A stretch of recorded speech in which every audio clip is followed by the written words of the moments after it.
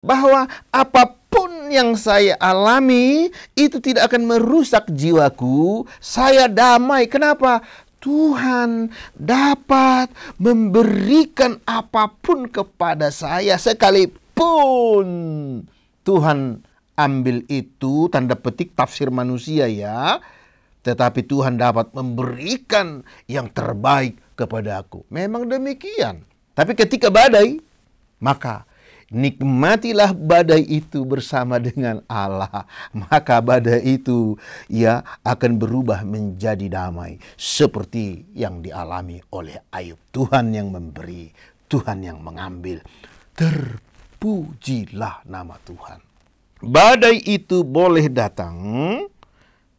Kita diinginkan bukan hanya Tuhan, oleh alam semesta, oleh diri kita sendiri, menyikapi badai itu dengan hal yang positif. Nah, itu dia damai sejahtera yang Allah berikan, tidak seperti yang diberikan oleh dunia ini. Damai sejahtera Allah itu menembus dinding, menembus jiwa, menembus segala-galanya, menembus penderitaan, menembus duka, menembus badai. Dan tidak ada yang dapat membatasi damai sejahtera.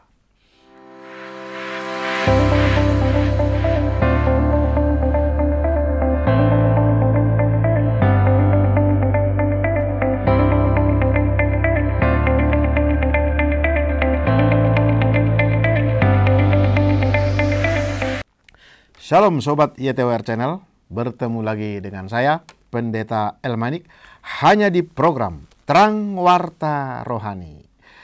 Ya, kali ini saya berbagi dengan satu topik, damai di tengah badai. Iya, sangat luar biasa ya, damai di tengah badai. Ya, ayat firman Tuhan dari Mazmur 131 ayat 2. Pemirsa bisa membuka Alkitabnya. Saya akan membacanya ya. Demikian firman Tuhan.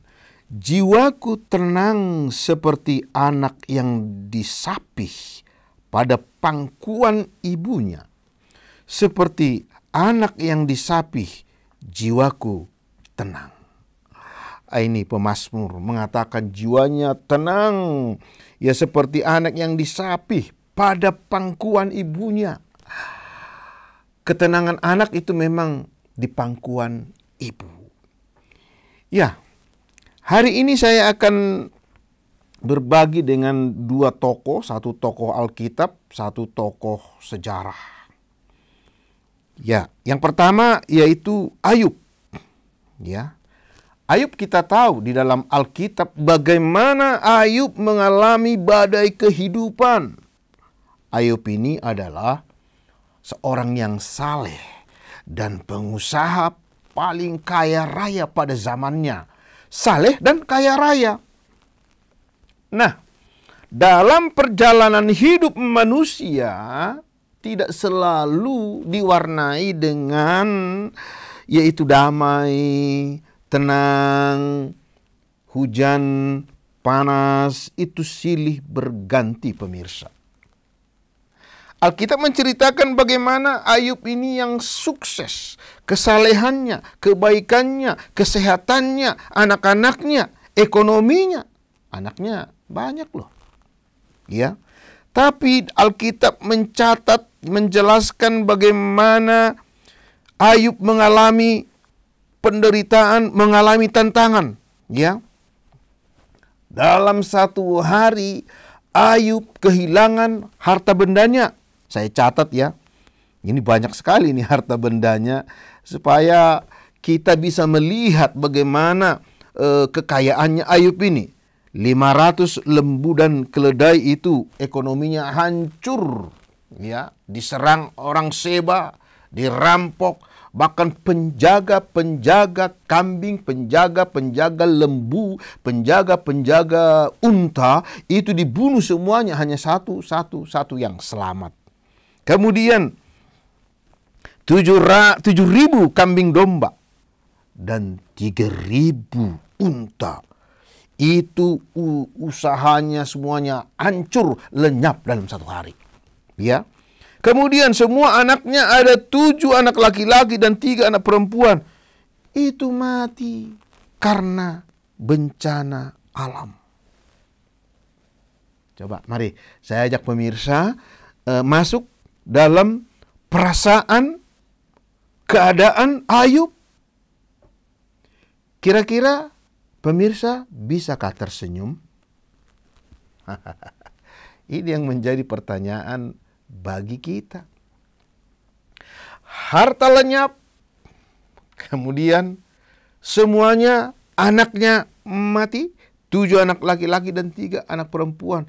Tentu yang ganteng, cantik-cantik, dan yang disayangi. Kira-kira Alkitab mencatat bagaimana? Ayub berkata begini, inilah respon Ayub atas kehilangan semua hartanya. Tidak ada satu sisa pun. Misalnya satu sisa kambing ya masih bisa dipotong untuk makan ya. Tapi Ayub 1 ayat 21 berkata, Tuhan yang memberi, ini catat pemirsa, Tuhan yang memberi, Tuhan yang mengambil, terpujilah nama Tuhan. Wah, Ayub bisa damai ketika badai menimpa hidupnya. Lanjut lagi. Ketika tubuhnya dipenuhi penyakit dan istrinya berkata, kutukilah Allahmu dan matilah. Ayub tetap berkata, Ayub 2 ayat 10. Apakah kita mau menerima yang baik dari Allah, tetapi tidak mau menerima yang buruk? Nah, saya tafsirkan ini dulu, saya urai. Ya, menerima yang baik maksudnya ya, yang baik dan yang buruk dari Allah itu tidak pernah yang buruk. Tapi maksudnya Ayub di sini adalah pengalaman hidup ini yang diberikan oleh Tuhan, yang dirusak oleh manusia ketika manusia jatuh di dalam dosa di Taman Eden. Itu maksudnya Allah memberikan yang baik kepada manusia di Taman Eden. Semua pohon di taman ini buahnya boleh dimakan. Tetapi terjadi keburukan ketika manusia melanggar perintah Tuhan. Itu maksudnya di sini, supaya jangan salah tafsir ya. Tuhan juga memberikan yang buruk ya. Buktinya Alkitab mengatakan demikian. Nah, begitu. Nah, pemirsa, kira-kira pemirsa punya pengalaman mungkin tidak terlalu parah seperti Ayub. Mungkin usaha bangkrut, tapi bangkrutnya nggak seperti bangkrutnya Ayub ini. Atau mungkin pemirsa kehilangan yang dikasihi.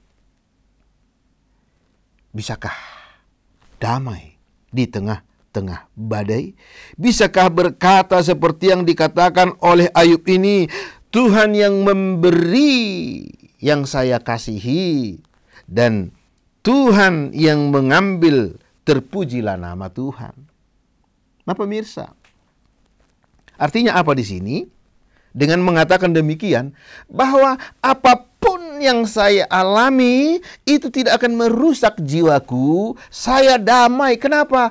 Tuhan dapat memberikan apapun kepada saya, sekalipun Tuhan ambil itu, tanda petik tafsir manusia ya, tetapi Tuhan dapat memberikan yang terbaik kepada aku. Memang demikian. Setelah peristiwa pergulatan yang dialami oleh Ayub ini, dan Tuhan memberikan kepada Ayub 2 kali lipat, baik kekayaan, baik anak-anak. Wow, luar biasa.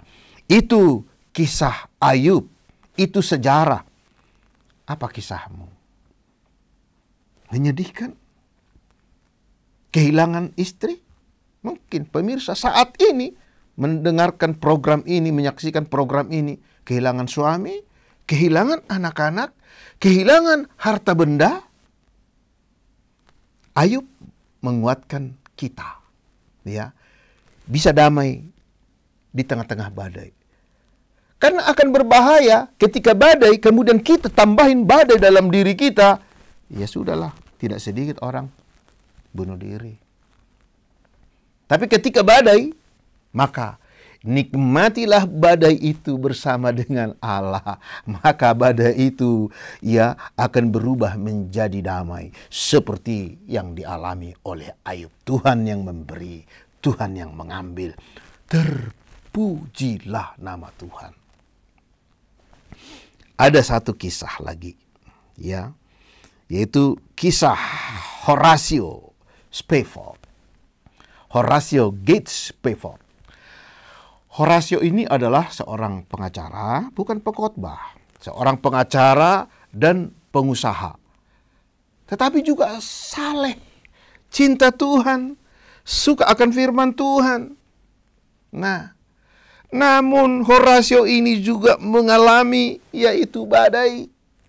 Di mana pada tahun 1871, kisah ini tahun 1871-an ya, di mana terjadi kebangkrutan besar dalam hidup Horatio, yaitu ketika kebakaran di Chicago menghanguskan, melenyapkan semua usahanya. Tidak sampai di situ. Ini mirip-mirip ini dengan Ayub ini. Anaknya yang laki-laki meninggal karena demam. Nah, untuk menghibur keluarganya, Horatio dan anak-anaknya dan istrinya mau pergi ke Eropa, mau menyaksikan yaitu khotbahnya KKR-nya, siapa itu ya, aku lupa namanya. Nah, kemudian mereka pergi naik kapal laut, tetapi menuju di tengah perjalanan ada telepon bahwa Horatio harus kembali untuk mengurus, ada masalah dalam usahanya, bisnisnya. Lalu mengatakan, kalian pergi dulu, nanti saya akan menyusul. Nah, lalu mereka pergi, yaitu istri dan ketiga putrinya. Nah, di tengah-tengah lautan Samudra Atlantik, ya terjadi yaitu kecelakaan di mana kapal yang membawa istri dan ketiga putri Horatio yaitu tenggelam. Lalu ada telegram dari istrinya, "Safe alone," artinya hanya saya sendiri yang selamat. Wah, Horatio kemudian menyusul istrinya. Nah, di tengah-tengah di tengah-tengah lautan di mana lokasi putrinya itu tenggelam. Nah, disitulah Horatio menulis himne, "It is well with my soul." Wah, luar biasa. "It is well with my soul" yang akan saya nyanyikan. Demikian.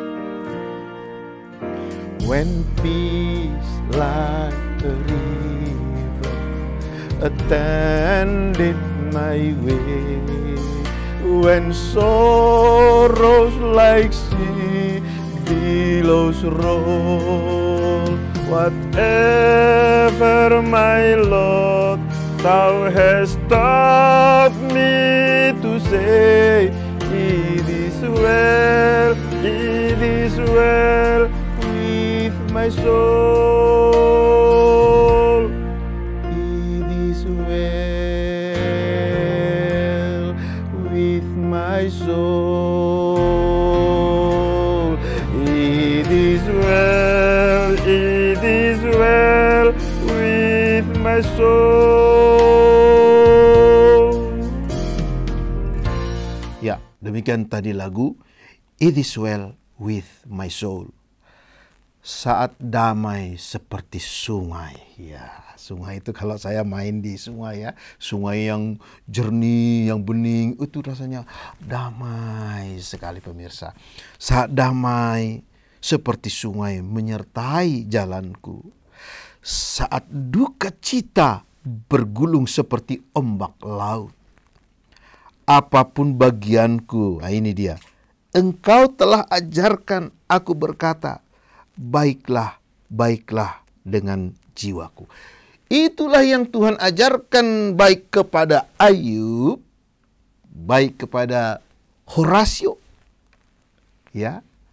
Damai seperti sungai bisa terjadi dalam hidup pemirsa.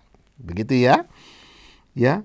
Duka cita seperti bergulung seperti ombak juga bisa dialami oleh kita, baik saya, baik pemirsa. Itu yang diajarkan oleh Tuhan kepada Ayub, baik juga kepada Horatio Gates Spafford. Nah, mari kita belajar merenungkan apa pesan Tuhan kepada kita tentang damai, ya, di tengah-tengah badai. Nah, kalau saya merenungkan ini, badai itu boleh datang, kita diminta, diinginkan bukan hanya Tuhan, oleh alam semesta, oleh diri kita sendiri, menyikapi badai itu dengan hal yang positif. Itu yang terjadi kepada Ayub dan Horasio. Hal yang positif.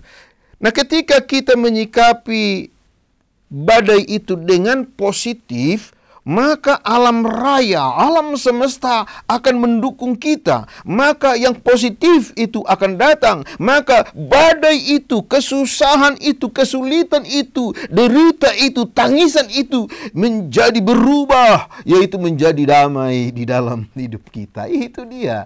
Ketika air mata menetes menjadi kegembiraan.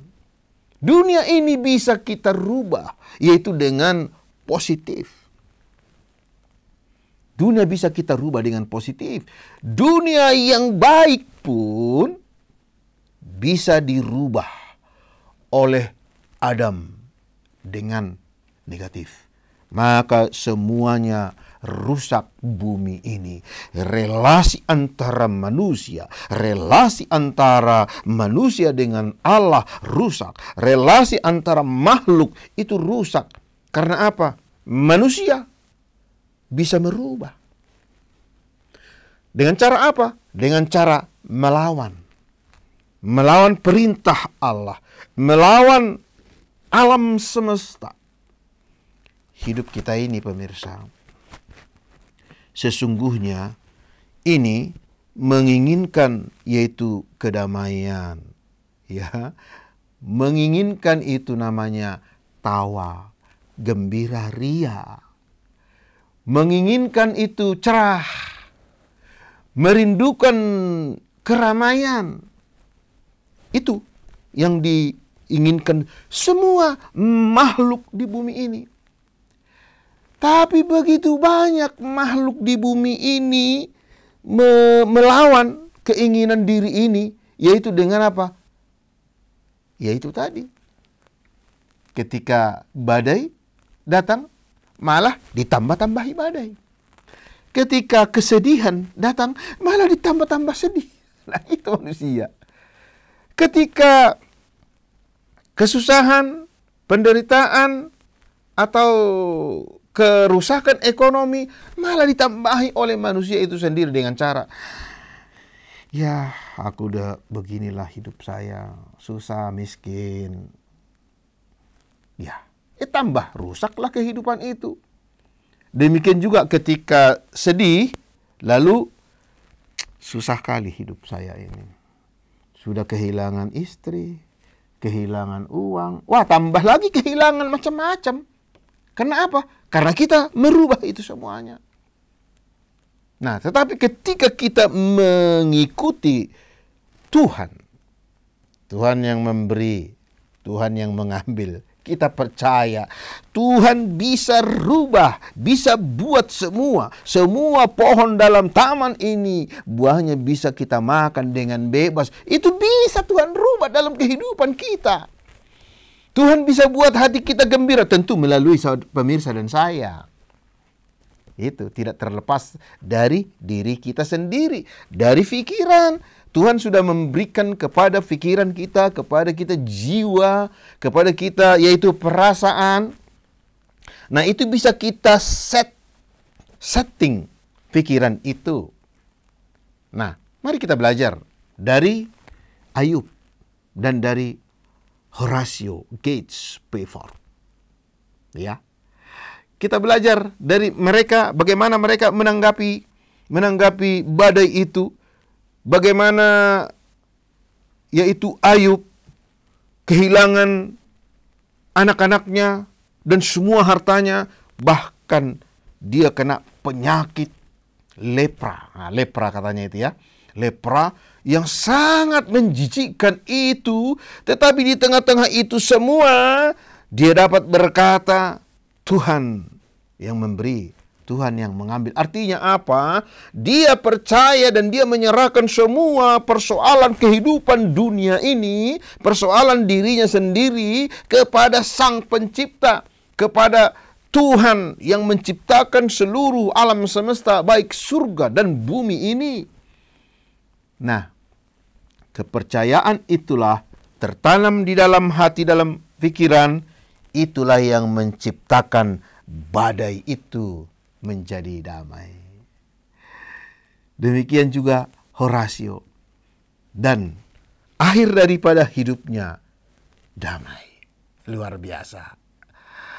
Nah, pemirsa, mari kita belajar seperti yang dikatakan firman Tuhan dalam Yohanes 14 ayat 27. Ini Tuhan selalu memberi yang terbaik bagi kita. Damai sejahtera kutinggalkan bagimu. Nah, ya, damai sejahtera. Dari sejak penciptaan pun, semua pohon dalam taman ini boleh kamu makan buahnya dengan bebas. Dan ketika Yesus yang adalah anak Allah di tengah-tengah dunia ini, dia berkata, damai sejahtera kutinggalkan bagimu. Damai sejahtera ku berikan kepadamu, bukan seperti yang diberikan oleh dunia ini. Nah, itu dia damai sejahtera yang Allah berikan, tidak seperti yang diberikan oleh dunia ini. Damai sejahtera Allah itu menembus dinding, menembus jiwa, menembus segala-galanya, menembus penderitaan, menembus duka, menembus badai. Dan tidak ada yang dapat membatasi damai sejahtera. Ketika Paulus pun dipenjara, mereka boleh menyanyi. Paulus dan Silas boleh mengatakan, terpujilah Tuhan, seperti yang dikatakan oleh Ayub. Terpujilah Tuhan. Ya, Paulus dan Silas mereka memuji-muji Tuhan, terjadi mukjizat. Nah, ketika pemirsa dan saya itu memuji Tuhan ketika ada badai, ada tantangan, ada rintangan, maka itu terjadi, mukjizat terjadi, maka semuanya itu bisa berubah, yaitu menjadi damai, menjadi shalom. Nah, itu. Jadi Tuhan memberikan damai sejahtera kepada pemirsa. Jadi kalau ada pemirsa saat ini mengalami susah-susah sedikit, saya katakan susah-susah sedikit ya, malang-malang sedikit, ya. Ketahuilah, dalam kondisimu, Yesus berkata, damai sejahtera kutinggalkan bagimu, damai sejahteraku. Wow, ini damai sejahteraku, kata Tuhan Yesus, kuberikan kepadamu, bukan alkohol. Itu dia, bukan alkohol seperti saya tambahin sedikit, bukan menambah firman-Nya, menginterpretasikan aja. Bukan seperti yang diberikan oleh dunia, karena dunia memberikan alkohol, narkoba. Bukan seperti itu, enggak. Tapi damai sejahtera yang diberikan oleh Tuhan Yesus kepada kita, kepada pemirsa, kepada saya, menembus ruangan, menembus keterbatasan, menembus semuanya, sehingga yang hilang kita tidak merasa hilang, karena Tuhan yang mengambil dalam keyakinan kita. Yang hancur kita merasa tidak hancur, semuanya damai, damai di tengah-tengah badai. Baik pemirsa YTWR Channel, semoga program ini memberikan, dan sampai jumpa. Kita bertemu di program berikutnya, yaitu program Terang Warta Rohani. Tuhan Yesus memberkati. Terima kasih Anda sudah mengikuti program kami. Jika Anda diberkati, jangan lupa like, komen, dan share supaya Anda tidak ketinggalan setiap program terbaru kami.